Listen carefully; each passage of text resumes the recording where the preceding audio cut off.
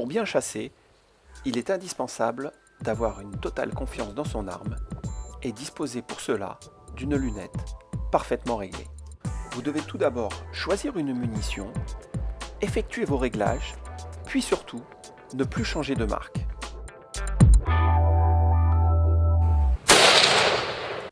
En effet, chaque munition dispose de caractéristiques balistiques différentes, comme on peut le voir sur ce tableau. En fonction de leur poids et de la quantité de poudre, elles vont avoir des comportements différents dans votre canon et peuvent provoquer des écarts significatifs à l'impact.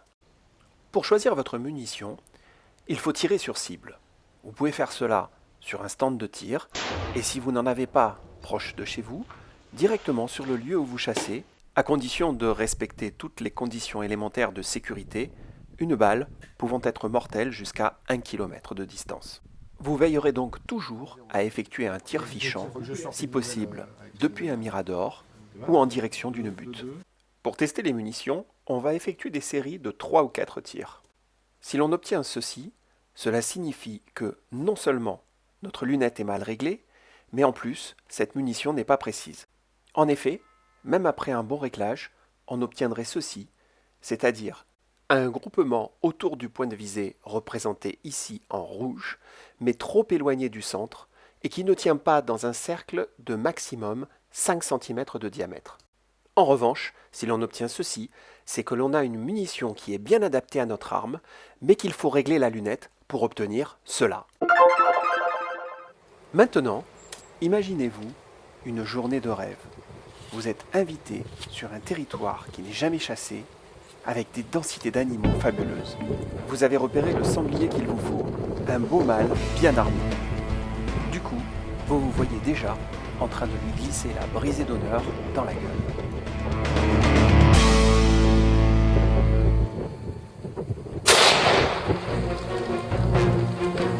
Mais, avec une lunette de tir mal réglée, cette journée de rêve se serait vite transformée en cauchemar et vous auriez accumulé loupé sur loupé. C'est pourquoi il est indispensable de se rendre sur un stand de tir pour contrôler sa carabine et bien régler sa lunette de tir. La carabine doit être parfaitement calée sur un chevalet et jamais en appui sur le canon, toujours sur la longuesse. Bien détendu, sans crispation, on va d'abord tirer 3 balles en visant le centre de la cible. L'important est d'appuyer en douceur sur la queue de détente afin de ne pas risquer de faire bouger la carabine au moment du tir. De cette façon, on doit presque être surpris par le départ du coup de feu. Prenons un exemple théorique. Premier tir, deuxième tir, troisième tir. Il pourrait être tentant de dire « mon troisième tir est pas mal, allez, je m'arrête là, ça ira bien ».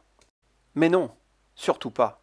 Il faut déterminer le point moyen d'impact entre ces 3 tirs afin de régler la correction nécessaire. Dans notre cas, 4 cm vers la gauche et 2 cm vers le bas. Toutes les lunettes se règlent de la même façon. Pour régler la lunette horizontalement, il faut dévisser la tourelle qui se trouve sur le côté.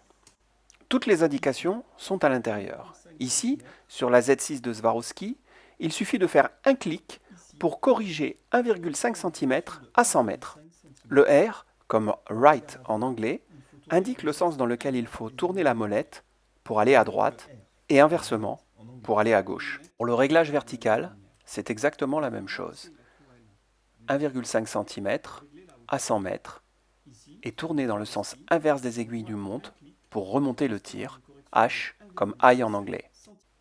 Dans notre exemple, nous allons donc faire 3 clics dans le sens des aiguilles d'une montre sur la tourelle de côté afin de déplacer le tir de 4,5 cm vers la gauche. Puis nous effectuerons ensuite une correction du tir vers le haut et non vers le bas, et je vais vous expliquer pourquoi.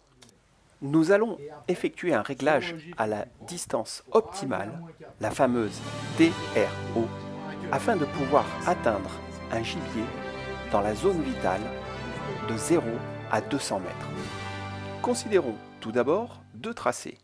Le premier, qui va de la lunette au point visé, est la visée optique. Le second, qui va du canon jusqu'au point d'impact, est la trajectoire de la balle. Nous allons voir maintenant que la trajectoire de la balle va croiser 2 fois la visée optique.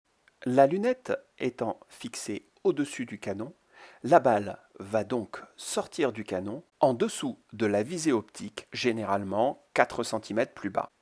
La trajectoire de la balle va ensuite croiser la visée optique, puis se retrouver à plus de centimètres à une distance de 50 mètres. Pour une munition donnée, la DRO correspond à la portée telle que la balle ne monte jamais à plus de 4 cm au-dessus de la ligne de visée de l'arme. Cet écart de 4 cm garantit que, si l'animal est soigneusement ajusté, le projectile assurera une efficacité maximum à l'impact. On voit ici dans notre schéma que cet écart de plus 4 cm est généralement atteint à une distance de 100 mètres. Ensuite, loi de la gravité oblige, notre balle va commencer à redescendre pour croiser une deuxième fois la ligne de visée en son centre, c'est la DRO. Étant donné que la chute du projectile sous l'axe de la visée atteint 4 cm à une distance de 15% supérieure à la DRO, on admet que la carabine permet alors de tirer sans correction de visée jusqu'à 1,15 fois la DRO. Passer à tes 2,2 à 50, à 4, à 100 mètres, et tu vas être à ta DRO à plein pot, plein centre, à 170 mètres. Et après, en fonction des possibilités de votre stand, vous pouvez donc régler votre carabine à la DRO, soit à plus de centimètres à 50 mètres, soit à plus 4 cm à 100 mètres. Ainsi, et en fonction du calibre que vous avez choisi, vous taperez en plein dans le mille à une distance de 160 à 200 mètres. Mais surtout, vous pourrez tirer jusqu'à environ 200 mètres sans aucune correction et sans risquer de blesser votre gibier. Voilà, vous êtes désormais incollable sur la DRO. Et nous, en ce qui nous concerne, il ne nous reste plus qu'à tirer 3 nouvelles balles pour vérifier que le tir moyen est bien situé 4 cm au-dessus du centre de la cible. Plus de 2 à 50. Bon, on est bon.